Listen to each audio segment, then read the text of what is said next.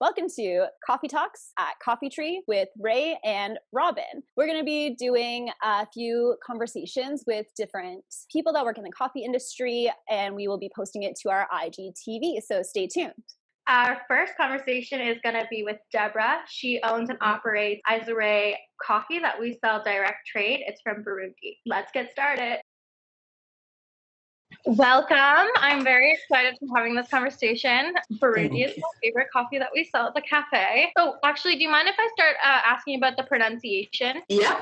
So my name is Deborah. So Deborah is pretty easy. And then the pronunciation of the last name is what's complicated. But it looks like people are starting to get to pronounce it well. So you might be able to do it really quickly. So it's Ntawigirira. Ntawigirira? Yes. Wow. Ntawigirira. Yes. And the coffee Izere, is that how you pronounce it? I pronounce it Izere, but Izere too works. Yeah. Yeah. What does Izere mean? Like, where did that name come from? So Izere means have faith, believe. The name came from the fact that I think as every entrepreneur, you need some faith. You need to believe in something in order to actually create your vision, to create the mission you have with your business.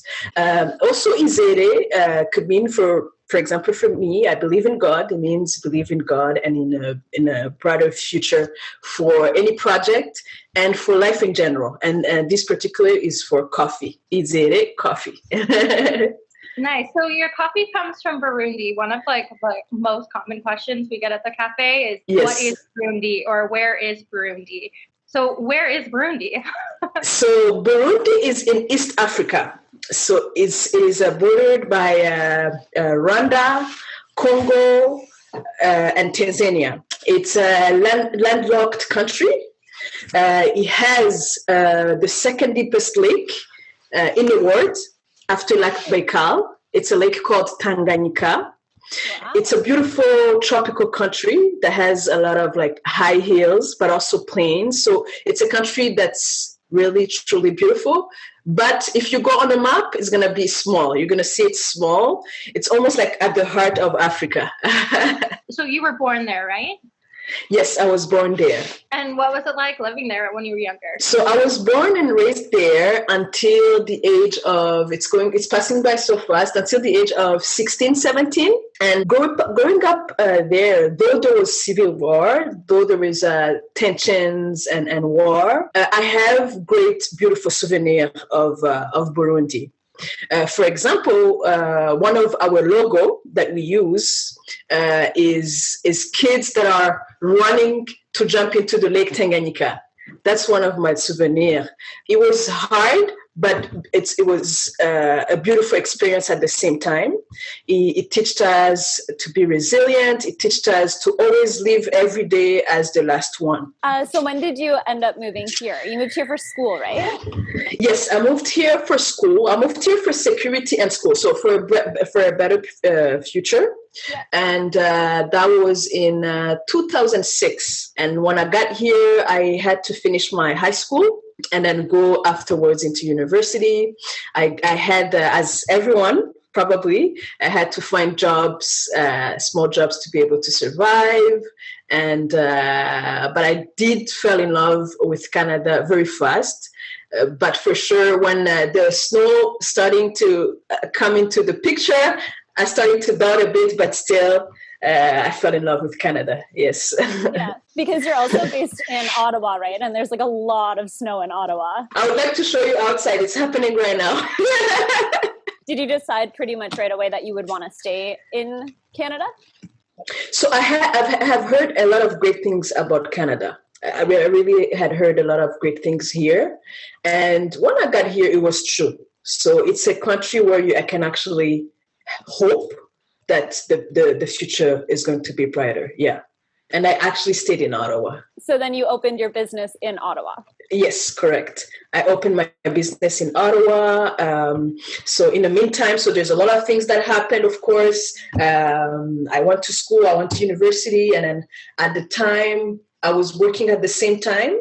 And my mom inspired me because she already knew that I wanted something that would absolutely link Burundi and Canada, and coffee was awesome. And the good thing, later on, my mom was in the coffee business. So she said, you know what, Deborah, you should come and see how the coffee business is going in Burundi and perhaps create a business. And yeah, that's where we went from there. Do you guys sell all through Ontario or all through Canada? Like, how big do you guys operate? So currently in Canada, we're mostly in Ontario. It's a small business, so mostly in Ontario, also a bit in Quebec or around the surroundings of Ottawa. Mm-hmm. And we haven't been in Vancouver or so, but that's where we would like to get to one day as well. Yeah, Vancouver and other parts, because Canada is huge. So because you guys are a direct trade company, can you explain kind of what that means? Yes. So direct trade means that we bring in coffee that we get directly from coffee growers. Coffee growers that in Burundi are organized mostly in coffee co-ops. So it's from them to us to the cup. So pretty much. Yes, that's what direct trade stands for. The form of direct trade helps a lot in order to share the benefits fairly, but also being able to have a respectful and a conversation that helps with the development of coffee culture, of programs that help coffee growers, programs that help that field in general. So it's really, I think, one of the reasons why direct trade exists. I think there's a lot of people right now are very interested in where the coffee is actually coming from. It's very common now for our customers to be asking more about the story behind the coffee. So it's really awesome to be able to work with direct partners. Yes. And that's the route we're going to keep on taking, as direct as we can. Eventually, what we're looking into is, let's say, if we were to have our own farm, and even be, if possible, right? There's a lot going on, but to be able to actually work with coffee growers that are around and be able to do some project that we actually can be a bit more hands-on as a company. Is there any project that you're working on now that you're most proud of? Right now, I think COVID really kind of disturbed a bit of my plans, of course. But I was hoping to go back and see actually what we could do more. So currently I would work with, let's say, co-ops. One of the co-op we're working with is a co-op that actually work with, let's say, women transport. If a woman is pregnant, needs to go to see a doctor, they can help with the car. Also, they have a program where the coffee pups, instead of wasting them, they are used to maintain the coffee tree and stuff like that. So all these things are really nice. So not only to encourage them and also see other stuff that we could do. That's what I wanted to do. I could try to do it from here, but I would love to, as soon as possible, to go there and work on some specific projects. Yes. So when I think of coffee, I don't often think of Burundi as a coffee producing country. When I read it, it's the 29th most produced coffee country in the world, which is actually quite crazy when you think about how many countries produce coffee. So what's the coffee culture like in Burundi? In Burundi? So in Burundi, we're not necessarily a consumer of the coffee. Not necessarily, not as much, right? So most of our coffee goes outside of the country, which is why you probably read that. But we're a country that always exported coffee. So we have, there's a lot of experience in the coffee. And the coffee, that's the reason why it's your favorite, one of your favorite. I don't know if it's your favorite, but one of your favorite coffee. It's because it's been the coffee culture has been there for a long time, and also I think the practices, and hopefully that's going to continue, is really very organic. It's the coffee is from the very high hills of Burundi, which absorb the beautifulness that's around. As you know, when you're cupping it, you can taste some of those goodness. Yes, it's true that we need more improvement in making that coffee known. It's one of my mission for people to know Burundian coffee a bit more than now, especially like in Canada. So that when, for example, you know, or your friend or the customers of Coffee Tree comes and know, okay, we know where Burundi is and we know how awesome this coffee is. So that's a sort of campaign we would like to do for the Burundian coffee to be known. Yes. Yeah, Rachel and I were kind of laughing today because 3 customers back to back came in and straight went, I would like a pound of Burundi. And we were like, thank you. Yes. A pound of Burundi. That's awesome. I have a background in international development. So for me, it's always about the taste. It's a lot about what happens behind the taste, behind the bean. So when I was getting ready for this interview, I was reading a lot, and I found out that statistic counted India as like the lowest GDP per capita for 2020, which is crazy. So direct trade is extremely important because the higher the GDP, the higher the infrastructure, the better the country is able to operate.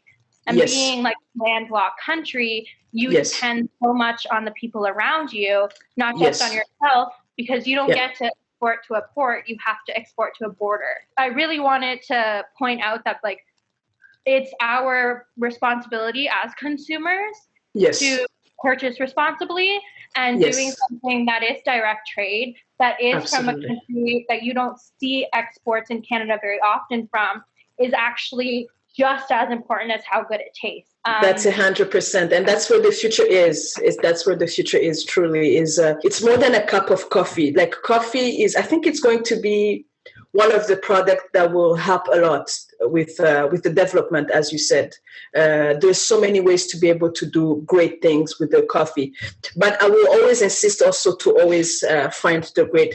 Like the mission of Izere Coffee is really to bring in high quality coffee, but also directly in order for the customers to feel like, okay, I'm a part of a movement, I'm a part of a big family. So since coffee is such a huge export out of Burundi, it's also a seasonal crop. So how do the dynamics work with employees on the off season, and how do you interact when you have ebbs and flows that every business has? Yeah. So in general, in a coffee industry, in a coffee field in Burundi, what happens is it's during the summer that we get coffee, right? It's the season where we get coffee, and then afterwards, after the time of being able to sell the coffee as much as coffee as possible, the coffee growers they're going to maintain the coffee trees.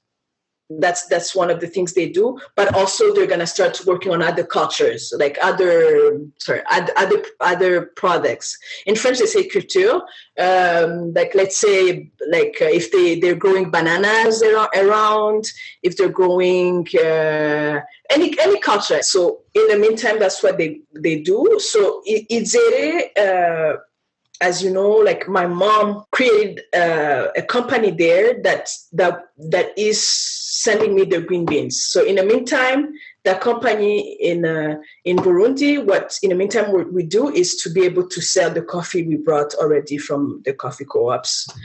So yes, it's true that it's, let's say, we only get coffee in the summer, but in the meantime, there are other stuff that are being done, and then we go back to the next season. So you briefly mentioned that COVID's kind of affecting your ability to go back and work on projects, but how has COVID affected not only the production, but the export? Like we mentioned, it's a landlocked country, so you have to jump through a lot more hurdles than other countries have to do. So it has affected Izere Coffee mostly in a way where, like, let's say if I'm planning to get more coffee, I have to plan a bit more earlier because it takes longer to get the coffee beans. But thankfully, for example, for Coffee Tree, I still have enough coffee for you. But let's say that's thankfully, you know. So I'm still thankful. So I would say that it's more in first, like the prices. The prices are a bit higher because there are more like it's a bit more expensive, and also the time of getting the coffee. Yeah, we've noticed that because the demand of coffee, because everybody's working at home, has gone up. Prices of a lot of things in the coffee industry has been rising. Absolutely. Yeah, that's the thing. But I would say that for coffee tree lovers and for Burundi coffee, don't worry, we're still here. Don't worry, we have coffee here right now currently. Yeah. Yes. What would happen if the borders of Burundi closed? Like, how would the dynamics of your business change? If ever Burundi coffee is not available, and then perhaps there's coffee in another country surrounding Burundi. So we have an East African community. So the East African community is a group of countries in Eastern Africa. One of the options that I was thinking is perhaps, if that happens, which I doubt, I'm still hopeful for that, perhaps we could get coffee from the East African country and bring in a high quality coffee. That would be one of the options. But so far, it looks good. So far, so good. It's interesting that you say the East African countries, because I was at the UN a couple of years ago and they were talking about how trade within Africa was only at 13%, and that's ridiculous. Like, happy to hear that there's this like intertwined community of countries that are holding each other up. That's really cool. Yes. I'm wondering, what's it like being business partners with your mom? It's awesome. It's really awesome. I love it because, I don't know, thankfully it's Women's Day soon, and that's why we're here. Yeah. And for me, she's an example because of her resilience, because of what she had to go through and how she fought against all the fight she has to fight, and also her professionalism, her big heart, her hope to to help in the development of Burundi or in Africa in general, but also her love of Canada. She's the one that told me about Canada first. She used to talk to me about, oh, there's this country and it's a beautiful country, you know? And I think it's awesome. Yes, she is my mother, so I see her as a mother, but she's also my business partner. And I find it very, very awesome because I get to meet the real person she is and her ambitions, her strength. And that is of a lot of moms, right? A lot of moms, there are single moms fighting against, for example, cancer, moms that are struggling right now or even before in the business. So really big up to all these moms, to my mama as well, and thanks again to Coffee Tree of organizing this, because we need. It's not often that we say, hey, to every woman. Actually, and hopefully that they will be listening to us. Keep going. We love you. You're the best, and you're strong. Your strength is amazing, and the world will change a lot if the women have their place. The place that they deserve. Absolutely. What does it mean to you to be a woman in the coffee industry? For me, it's an opportunity. It's an opportunity to bring change where it's needed.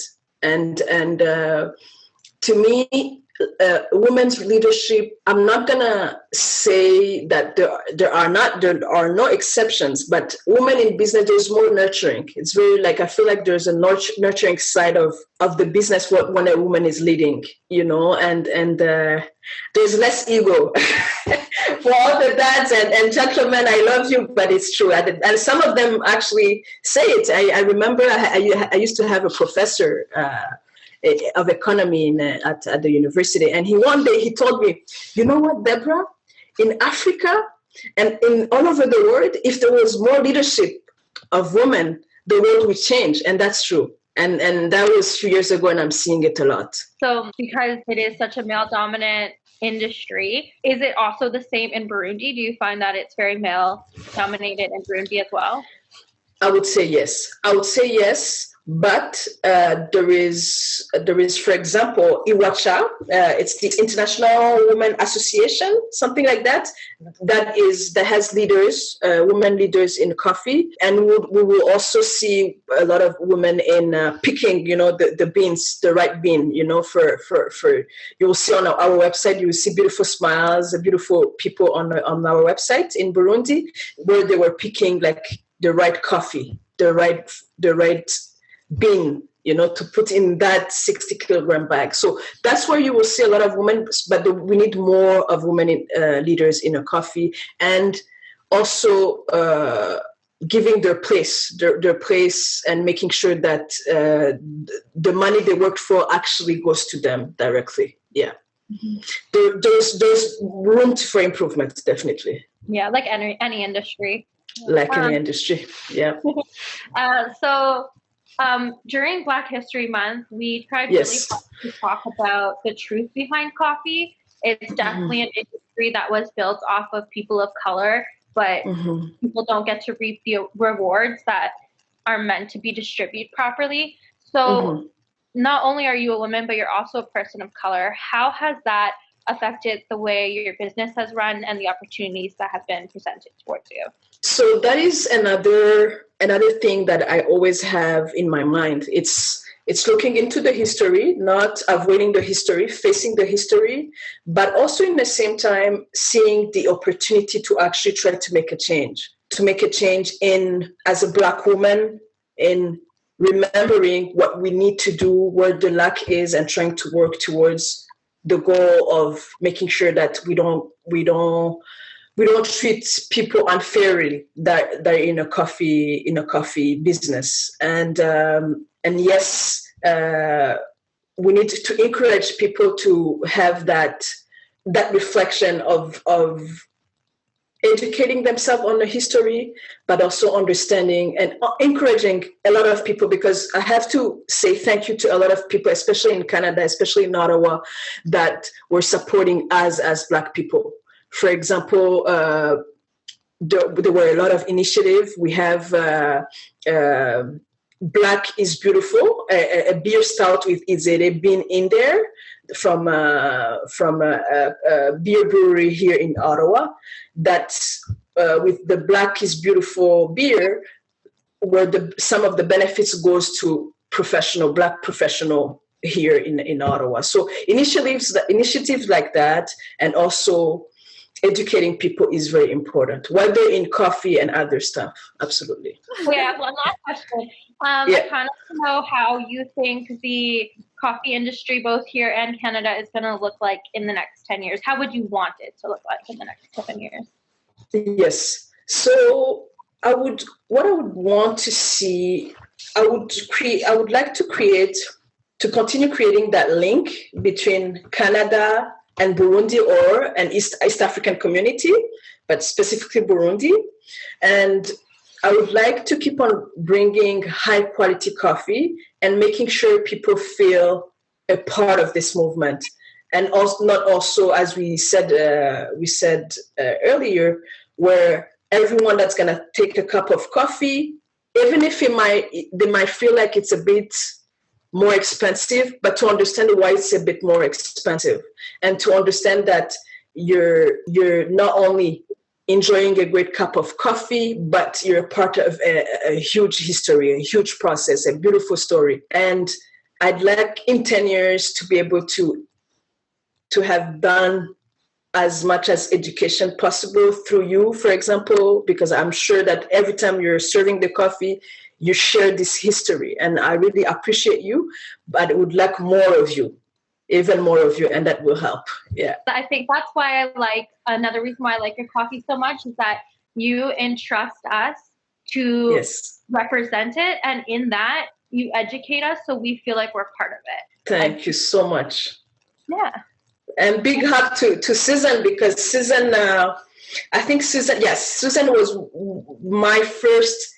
If she wasn't my first customer, she was my second customer.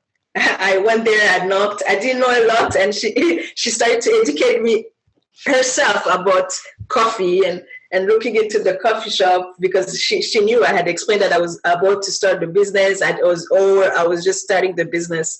So I'm thankful to you, and I'm very thankful to Susan, and I encourage really people to go get Coffee Tree coffees, and we appreciate you all. Well, thank you for speaking with us. I really enjoyed this. Thank you. This was awesome. Have a great day, and hopefully we'll see you soon.